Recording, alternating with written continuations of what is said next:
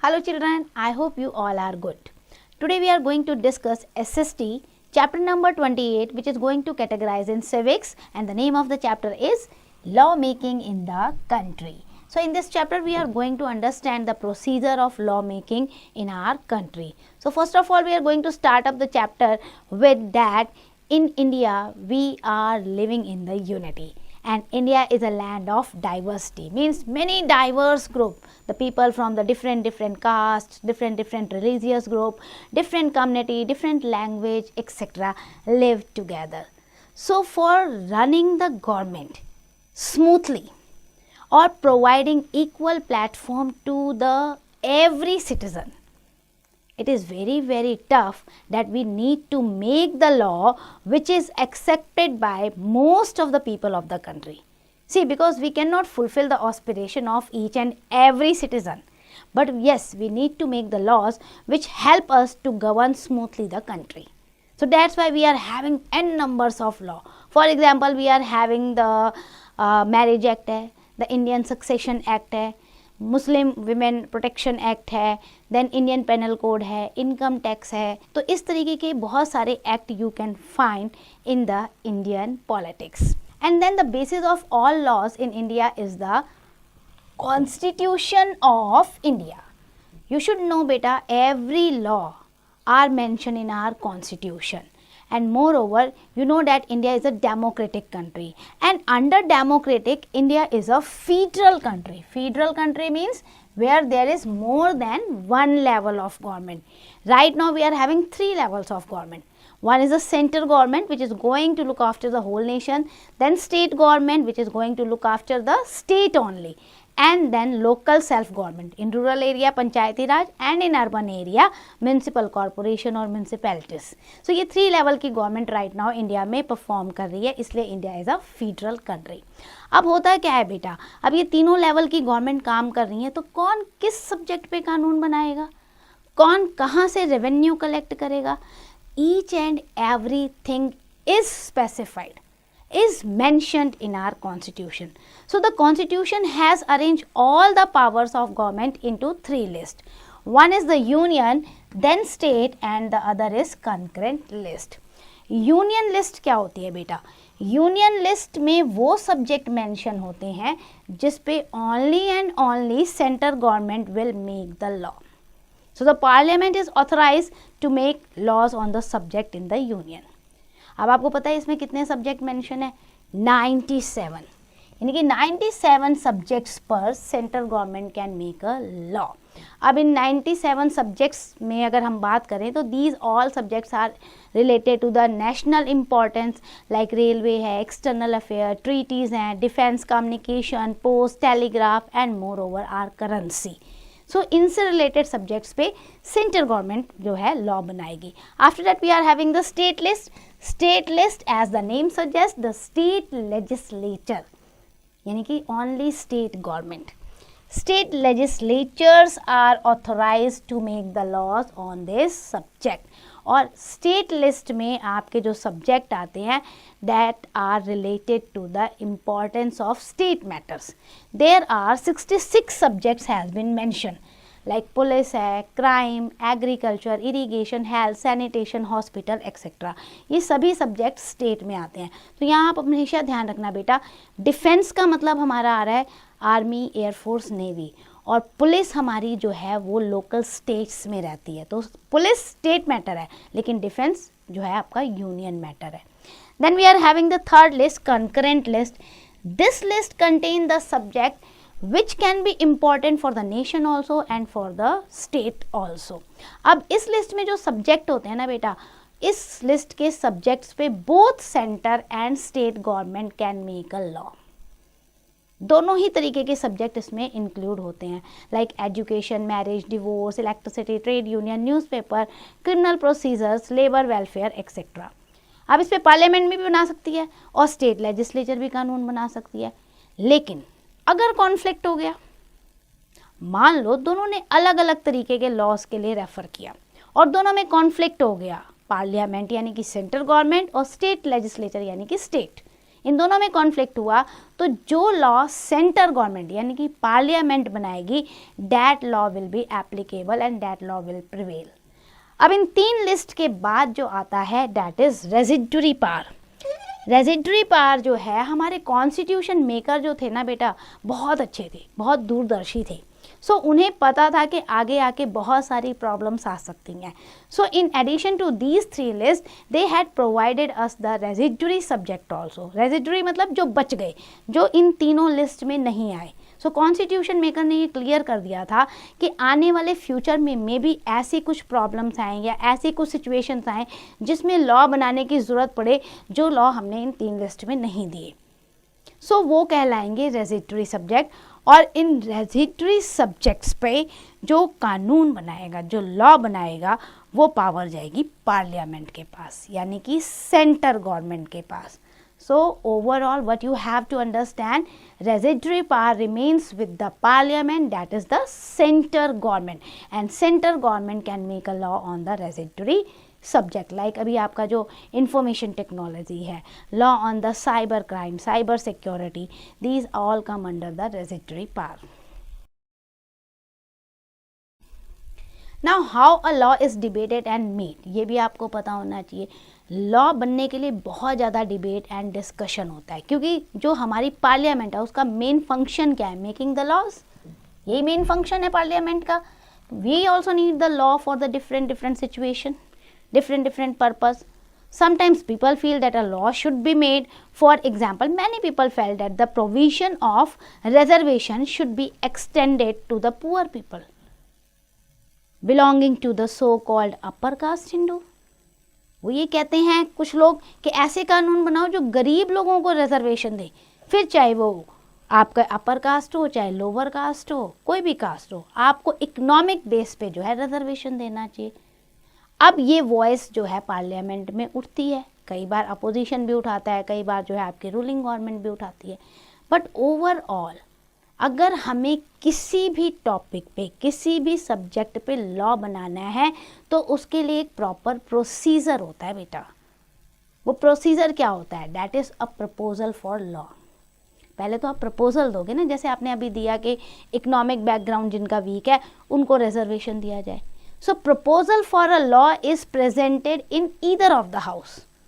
कि हम एक प्रपोजल रख रहे हैं, इस सब्जेक्ट पे हमें लॉ बनाना है, और ये प्रपोजल जो है किसी भी हाउस में प्रेजेंट किया जा सकता है, लोकसभा में भी और राज्यसभा में। But if it is money bill, money से रिलेटेड कोई भी बिल, कोई भी प्रपोजल जो है, only and only Lok Sabha can proposed. Lok Sabha ही ला सकती है, राज्यसभा के पास मनी बिल को लेके पार नहीं है। सो whatever the proposer proposed or presented in the house, that proposal is known as bill. It has to go through a definite procedure before becoming the law. सबसे पहले होगी reading. Bill passes through 3 readings in the house in which it is initially presented. First reading में क्या होता है, the bill is introduced and circulated in the house. मैं कोई proposal लेकर आई हूँ, मैं उसको पढ़ रही हूँ, इंट्रोड्यूस कर रही हूँ और सबके पास उसको सर्कुलेट कर दिया। देन सेकेंड रीडिंग में क्या होगा, clause two clause reading is done.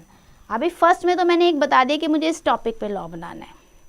Second में clause two clause, step by step, एक एक डिटेल उससे रिलेटेड हमें डिस्कस करनी होगी, बतानी होगी, और फिर उस पर डिबेट होगी। अब जब डिबेट होगी तो कोई कुछ कह रहा है, कोई कुछ कह रहा है, तो हमें सबकी सुननी है।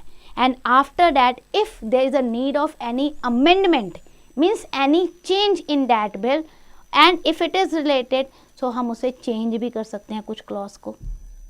सो इस तरीके से स्टेप बाय स्टेप डिबेट होती है। After that if there is amendment, तो अमेंडमेंट की रिक्वायरमेंट है वो भी एक्सेप्ट होता है।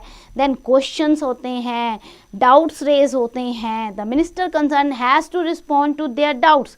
अगर आपने कोई डाउट्स किया है तो जो मिनिस्टर रिप्रेजेंट कर रहा है उस बिल को, उसे वो डाउट क्लियर करना होगा ताकि सामने वाला सेटिस्फाई हो कि आप इसके लिए क्या प्रोविजन ला रहे हो। The opposition can also move amendment to the bill which are put to the voting. Third reading में क्या होगा, अब सारी डिबेट हो गई, डिस्कशन हो गई, आपके डाउट्स क्लियर हो गए, इंक्वायरीज हो गई, अब जो है रीडिंग पे वोटिंग होगी।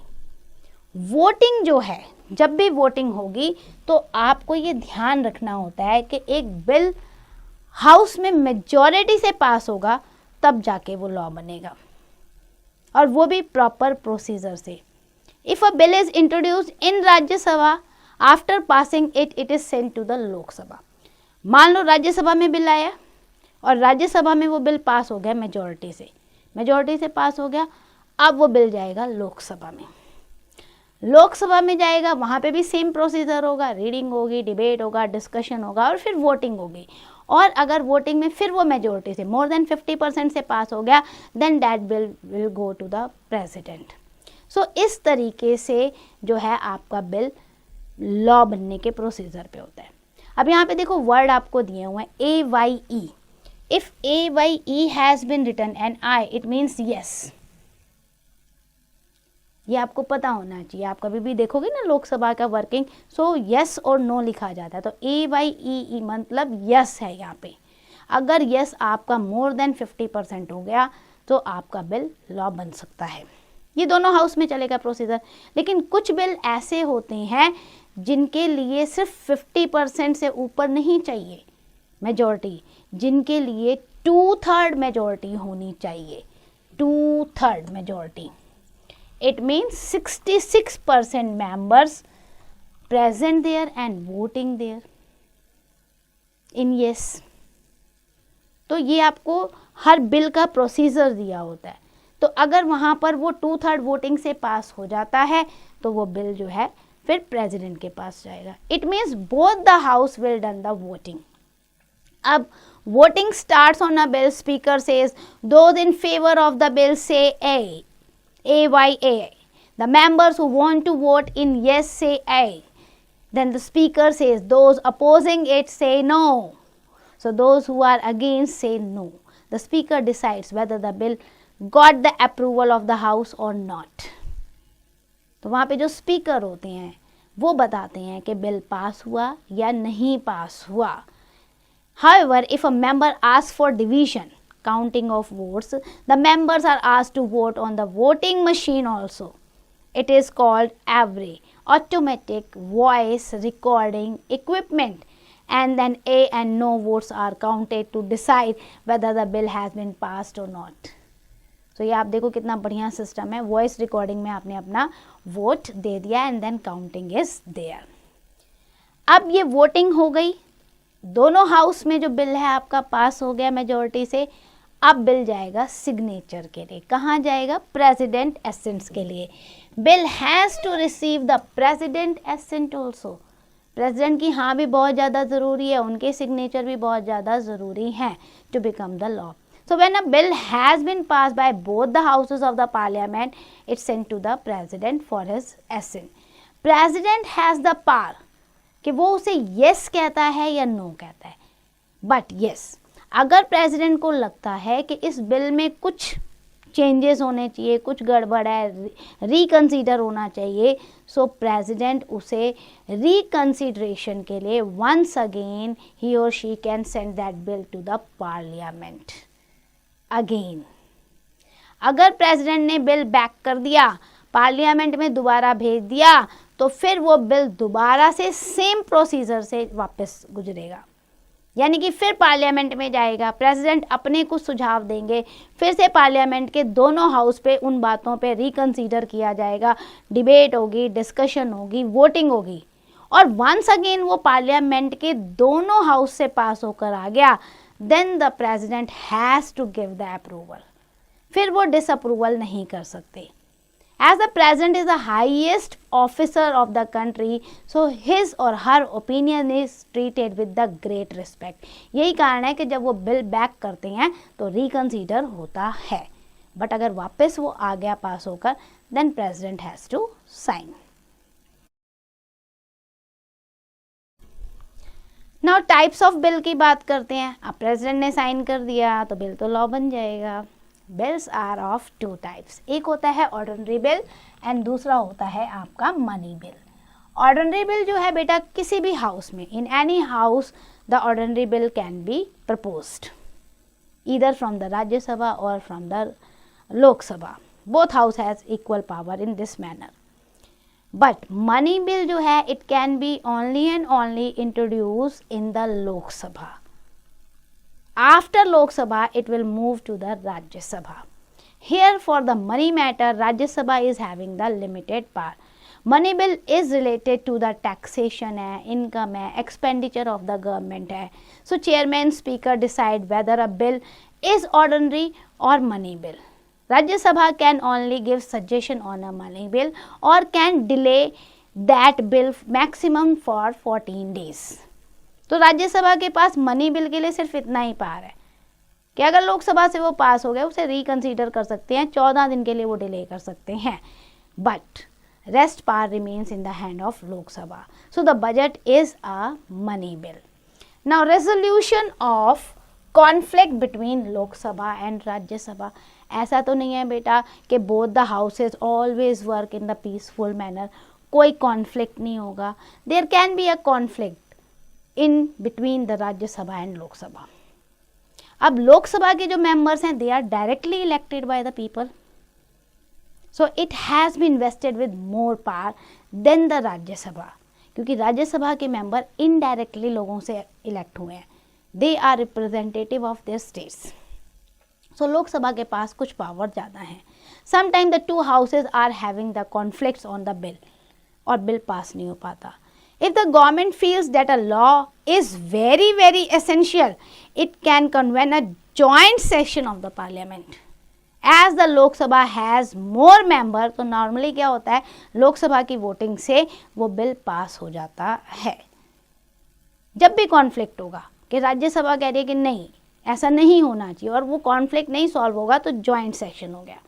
एक साथ बैठो लोकसभा राज्यसभा, और एक साथ बैठने के बाद जब डिबेट डिस्कशन के बाद वोटिंग होती है तो होता है क्या, लोकसभा के मेंबर्स ज़्यादा हैं, इसलिए मोस्ट ऑफ द टाइम वो बिल पास हो जाता है. Sometime government can introduce a bill as the money bill, that means the Rajya Sabha will not have authority on it. For example the government introduce the bill on Aadhaar card as a money bill. तो आपको ये बात समझ में आ गई कि resolution करने के लिए, कॉन्फ्लिक्ट को सॉल्व करने के लिए जॉइंट सेशन होता है. Now moving to the ordinance, the parliament has to told at least 2 session. इतना तो होल्ड करना पड़ेगा, 2 session in a year, because there can not be a gap of more than 6 months in the parliamentary functioning. Normally it holds 3 session in a year, और उन 3 session में क्या होता है, budget session, monsoon session and winter session. Sometime there can be a urgent need for making the law. तो क्या होता है, पार्लियामेंट का अर्जेंट सेशन भी बुलाया जा सकता है if the parliament is not in the session. तो ये भी होता है, ये जो टेम्परेरी लॉ बनाए जाते हैं to meet this need the government issues the temporary law that is known as ordinance. मान लो पार्लियामेंट सेशन में नहीं है, नहीं बुला सकते अर्जेंट मीटिंग, तो जो टेम्परेरी लॉ उस समय बनाए जाएंगे उसे ऑर्डिनेंस कहा जाएगा. And that ordinance can be issued with the president assents only. Such an ordinance is temporary in the nature, so it remains in force until the next session of parliament will not start. So ordinance permanent नहीं है, जैसे ही parliament का next session होगा फिर इस पे debate होगी. If the government feels that there is a still need of law on that topic, so उसका पूरा का पूरा प्रोसीजर उस पर फॉलो होगा, उस ऑर्डिनेंस को एक प्रॉपर लॉ में कन्वर्ट करने के लिए. So ordinance, temporary law. Now law and moral duty की बात करें, a law is a rule with the force of government behind it. इसीलिए हम मानते हैं ना, क्योंकि enforceable by law means enforceable by the government. If a citizen does not abide by a law, he or she can be punished. हमारी moral duty है बेटा that we have to accept, obey our law. It is compulsory to follow a law, but it is only optional for a person to do a moral duty. कुछ लोग होते हैं law को मानते हैं, कुछ लोग होते हैं लॉ को नहीं मानते हैं. नहीं मानते हैं तो फिर उन्हें पनिश किया जाता है. It's moral duty to help a man victim of an accident. हमारी मोरल ड्यूटी बनती है ना, किसी का एक्सीडेंट हो गया तो हम उसे बचाएं, उसे हॉस्पिटल तक पहुंचा दें. लेकिन अगर hospital doctor is bound by law to take his care, वहाँ पे अगर हॉस्पिटल का डॉक्टर जो है उसे अच्छे से ट्रीट कर रहा है तो it means bound by law. अगर वो ट्रीट नहीं कर रहा अच्छे से कह रहा नहीं अभी नहीं होगा, ये नहीं होगा, वो नहीं होगा, सो वहाँ पे वो अपनी मोरल रिस्पॉन्सिबिलिटी को नहीं निभा रहा है. If a person sees a crime being committed but still overlooks, he can not be punished. किसी बंदे ने कोई क्राइम देखा लेकिन उसकी कोई गवाही नहीं दी तो हम उसे पनिश नहीं कर सकते. वो उसकी मोरल रिस्पॉन्सिबिलिटी है कि वो उसके बारे में बताए या ना बताए. However, if a policeman on duty overlooks a crime being committed, तो वहाँ पुलिसमैन को तो हम पनिश कर सकते हैं लेकिन लोकल सिटीजन्स को नहीं. सो कहने का मतलब ये है that is our moral duty and our moral responsibility that we should obey the law, we should follow the law and we should help the other person. So that's end for the chapter. Let's do the quick revision. हमने क्या पढ़ा इस chapter में? Different types of laws are needed in the country. So all powers of the government are divided into 3 list: union, state and concurrent list. Residuary powers remain in the hand of central government. Then ordinary bill can be introduced in any of the house. A bill become a law only when the president is going to sign. President is going to give his or her assent. A conflict between two houses of the parliament can be resolved by the joint session. Then parliament normally holds 3 sessions in a year. और ordinance क्या होता है हमारा? Temporary law होता है when there is no session of parliament और urgently हमने कोई लॉ बना दिया. Then a law is binding but a moral duty is not binding. So I hope you understand each and every concept of this chapter. Now it's your turn. Do the exercise carefully.